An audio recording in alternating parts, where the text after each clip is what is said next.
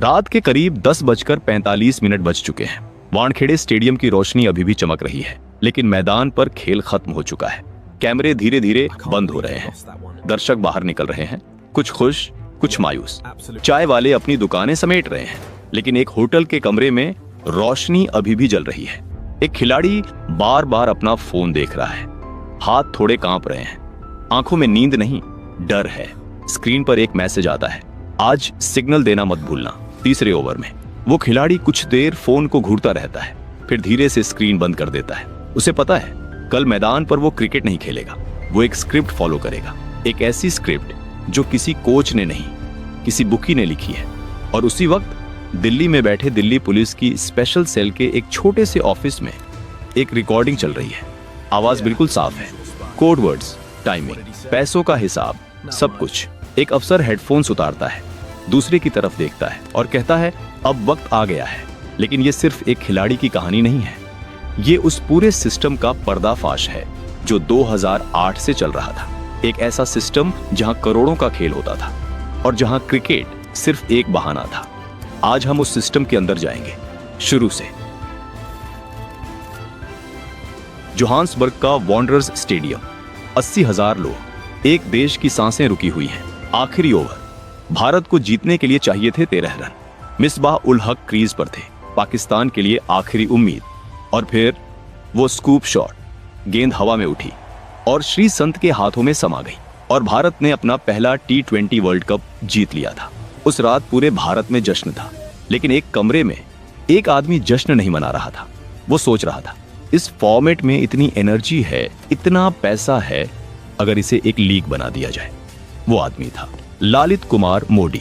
BCCI के भीतर उन्होंने एक प्लान तैयार किया, एक ऐसी लीग जहां दुनिया के बेस्ट खिलाड़ी एक साथ खेलें। फ्रेंचाइज मॉडल, टीम्स खरीदी जाएंगी, खिलाड़ी ऑक्शन में बिकेंगे, हर मैच एक एंटरटेनमेंट शो होगा। क्रिकेट, बॉलीवुड और कॉर्पोरेट पावर, एक पैकेज। बीसीसीआई ने हां कह दी और 2008 में इंडियन प्रीमियर लीग का जन्म हुआ। उस वक्त किसी को नहीं पता था यह सपना आगे चलकर किस रंग में बदलने वाला है। आईपीएल का पहला match Kolkata night Riders versus royal Challengers Bangalore का था। स्टेडियम खचाखच भरा था, चीयरलीडर्स, लाइट्स, म्यूजिक, डीजेस। ये क्रिकेट नहीं था, ये एक फेस्टिवल था। और मैदान पर उतरे ब्रेंडन मैकुलम। पहले ओवर से ही वो मोड में थे, चौके, छक्के, फिर और छक्के। जब पारी खत्म हुई, स्कोरबोर्ड पर था 158 रन्स, सिर्फ एक खिलाड़ी के। टीवी रेटिंग्स उस रात रिकॉर्ड तोड़ रही थी। स्पॉन्सर्स खुश थे, बीसीसीआई खुश था, ललित मोदी खुश थे। आईपीएल हिट था, बल्कि आईपीएल फेनोमेनन था। लेकिन उसी रात किसी ने नोटिस किया, क्राउड में कुछ ऐसे चेहरे थे जो क्रिकेट देखने नहीं आए थे। वो नंबर्स देख रहे थे, ओवेंट्स कैलकुलेट कर रहे थे, फोन्स पर बात कर रहे थे। सट्टा बाजार जाग चुका था और आईपीएल उनके लिए सिर्फ एक गेम नहीं, एक गोल्डन अपॉर्चुनिटी था।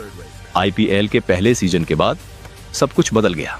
एक खिलाड़ी जो पहले रणजी ट्रॉफी में 20,000 रुपए महीने पर खेलता था, अब आईपीएल ऑक्शन में 2 करोड़ रुपए में बिक रहा था। रातों रात फ्रेंचाइजी वैल्यूएशंस आसमान छू रही थी। ब्रॉडकास्टिंग राइट्स के लिए सोनी ने $1 बिलियन से ज्यादा की डील की। Sponsorships, merchandising, hospitality. आईपीएल एक ऐसी मनी मशीन बन चुकी थी जो हर साल और तेज चल रही थी। लेकिन इस मशीन के नीचे एक और इकोनॉमी चल रही थी। इंडिया में क्रिकेट बेटिंग का अंडरग्राउंड मार्केट उस वक्त अनुमानित 1 लाख करोड़ रुपए से ऊपर था। हर आईपीएल मैच पर, हर ओवर पर, हर बॉल पर पैसे लग रहे थे। और जहां इतना पैसा हो, वहां कुछ लोग शॉर्टकट्स ढूंढते हैं। दुबई में बैठे कुछ बड़े बुकीज ने एक नया मॉडल शुरू किया, स्पॉट फिक्सिंग का। एक बात समझिए, स्पॉट फिक्सिंग और मैच फिक्सिंग ये दो अलग होती है।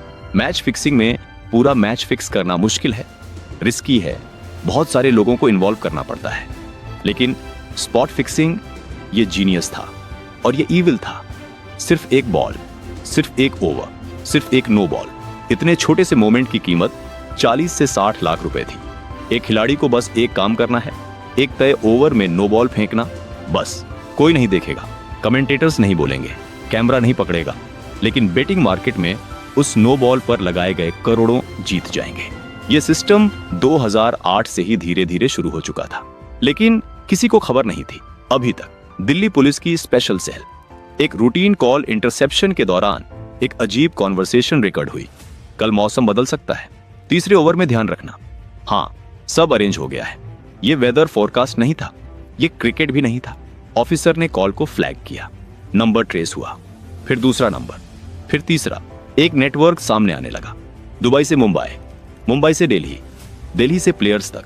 महीनों तक सर्वेलेंस चली, हर कॉल रिकॉर्ड हुई, हर ट्रांजैक्शन ट्रैक हुई, लोकेशंस मॉनिटर हुई। धीरे धीरे एक पिक्चर बनने लगी, एक ऐसे नेटवर्क की जो आईपीएल के हर सीजन में एक्टिव था, जिसमें बुकीज थे, एजेंट्स थे और कुछ प्लेयर्स थे। लेकिन सबसे चौंकाने वाली बात तब सामने आई जब एक इंटरसेप्टेड कॉल में एक बड़े नाम का जिक्र आया, अंडरवर्ल्ड। ये सिर्फ लोकल बुकीज का काम नहीं था, ये एक इंटरनेशनल सिंडिकेट था। और उस सिंडिकेट की जड़ें आईपीएल के अंदर बहुत गहरी थी। उसका नाम लेना जरूरी नहीं। वो एक यंग फास्ट बॉलर था, छोटे शहर से आया था, बचपन से एक ही सपना था, इंडिया के लिए खेलना। आईपीएल ने उसे मौका दिया। पहले सीजन में अच्छा खेला, दूसरे सीजन में और अच्छा। अब वो एक नाम था। और तभी किसी ने उससे कांटेक्ट किया। पहली मीटिंग एक रेस्टोरेंट में हुई, बस कॉफी, बस बातें, कोई प्रेशर नहीं। दूसरी मीटिंग में एक एनवेलोप आया, 15 लाख रुपए कैश, बस एक नो बॉल, एक बार, कोई नहीं जानेगा।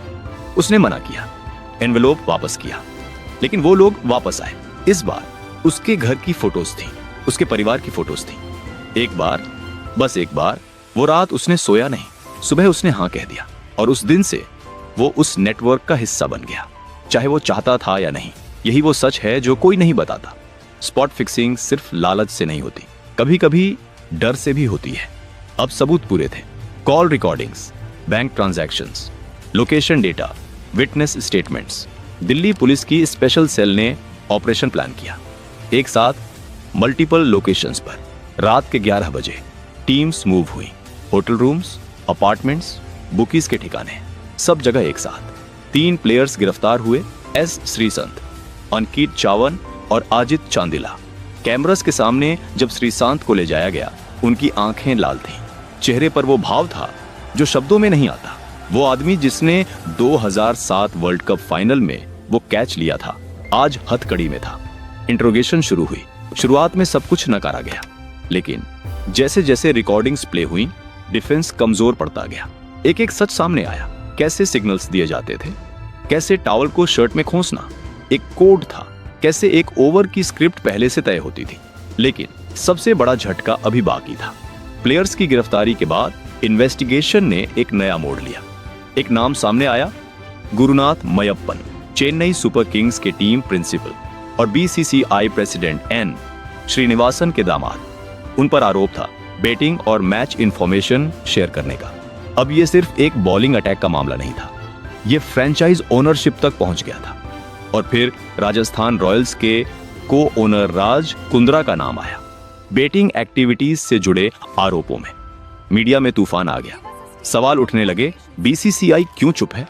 श्रीनिवासन क्यों रिजाइन नहीं कर रहे जब उनके अपने दामाद का नाम है? सुप्रीम कोर्ट ने स्वतः संज्ञान लिया।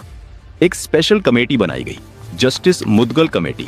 जांच शुरू हुई और जांच में जो निकला वो बीसीसीआई की नींद हिला देने के लिए काफी था। सुप्रीम कोर्ट का फैसला आया, चेन्नई सुपर किंग्स और राजस्थान रॉयल्स 2 साल के लिए आईपीएल से बैन। ये आईपीएल के इतिहास का सबसे बड़ा झटका था। श्रीसंत को लाइफ बैन मिला, हालांकि बाद में केरला हाई कोर्ट ने उसे मॉडिफाई किया, लेकिन उनका करियर व्यावहारिक रूप से खत्म हो चुका था। ललित मोदी जो आईपीएल के आर्किटेक्ट थे, वो पहले ही देश छोड़ चुके थे। फाइनेंशियल इरेगुलरिटीज के आरोप, टैक्स इवेजन, लंदन में बैठे हैं, आज तक वापस नहीं आए। बीसीसीआई को रीस्ट्रक्चर करने के लिए सुप्रीम कोर्ट ने लोधा कमेटी बनाई, रिफॉर्म्स आए, एंटी करप्शन यूनिट मजबूत हुई, प्लेयर्स को ट्रेनिंग दी गई। लेकिन एक सवाल अनसुना रह गया, जो पकड़े गए वो तो पकड़े गए, जो नहीं पकड़े गए वो कहां है? 2018 में सीएसके और राजस्थान रॉयल्स वापस आए, आईपीएल और बड़ा हो गया और ज्यादा ग्लैमरस और ज्यादा प्रॉफिटेबल। आज आईपीएल की ब्रांड वैल्यू $10 बिलियन से ऊपर है। नए टीम्स आए, लखनऊ, गुजरात, नए स्टार्स आए, नए रिकॉर्ड्स बने, दर्शक और बढ़े, स्पॉन्सरशिप्स और बढ़ी। लेकिन हर आईपीएल सीजन में कहीं ना कहीं कोई ना कोई विस्पर होती है। 2022 में एक स्टिंग ऑपरेशन में कुछ बुकीज ने क्लेम किया नेटवर्क अभी भी एक्टिव है, बस और सोफिस्टिकेटेड हो गया है। 2023 में कुछ अनोनिमस अंपायर्स ने ऑफ रिकॉर्ड बताया, प्रेशर अभी भी है, मेथड्स बदल गए हैं। बीसीसीआई ने सब डिनाई किया, लेकिन सवाल डिनाई नहीं हुआ। एक 12 साल का लड़का, उसके कमरे की दीवार पर श्री संत का पोस्टर था। वही कैच वाला मोमेंट 2007 वर्ल्ड कप, जब उसने टीवी पर देखा कि श्री संत को हैंडकफ्स में ले जाया जा रहा है। वो कुछ देर चुप रहा, फिर उठा, पोस्टर के पास गया और धीरे धीरे उसे दीवार से उतार दिया। उस बच्चे ने उस दिन क्रिकेट को थोड़ा अलग नजर से देखना शुरू किया। शायद हम सबने भी किया होगा। आईपीएल एक सपने से पैदा हुआ था। उस सपने में क्रिकेट था, एंटरटेनमेंट था और एक पूरी जनरेशन की उम्मीदें थीं। लेकिन जहां इतना पैसा आता है, वहां सिर्फ पैशन नहीं आता, ग्रीड भी आती है, फियर भी आती है और एक ऐसा सिस्टम भी आता है जो चमकता बाहर से है और अंदर से खोखला हो चुका है। श्री संत ने एक नो बॉल फेंकी, गुरनाथ ने इंफॉर्मेशन लीक की, ललित मोदी ने लंदन में बैठकर अपना एम्पायर देखा। लेकिन असली सवाल ये नहीं है कि उन्होंने क्या किया। असली सवाल ये है, उन्हें ये करने दिया किसने। जब बीसीसीआई के प्रेसिडेंट का दामाद एक्सिट होता है और प्रेसिडेंट रिजाइन नहीं करता, जब सुप्रीम कोर्ट को खुद आगे आना पड़ता है क्योंकि इंस्टीट्यूशंस काम नहीं कर रही, जब विसल ब्लोअर्स की कैरियर्स खत्म हो जाती हैं और एक्सिट आराम से बैठे रहते हैं, तब प्रॉब्लम इंडिविजुअल नहीं, सिस्टम है। आईपीएल आज भी चल रही है, शायद आगे भी चलती रहेगी, लेकिन अगली बार जब आप कोई मैच देखें और कोई बॉलर एक अजीब नो बॉल फेंके, बस एक पल के लिए रुकिए और सोचिए, क्रिकेट एक खेल था, आईपीएल ने उसे प्रोडक्ट बनाया और कुछ लोगों ने उस प्रोडक्ट को वेपन बना लिया। ये कहानी सुनकर अगर आपके मन में एक सवाल उठा, एक बेचैनी हुई, तो इस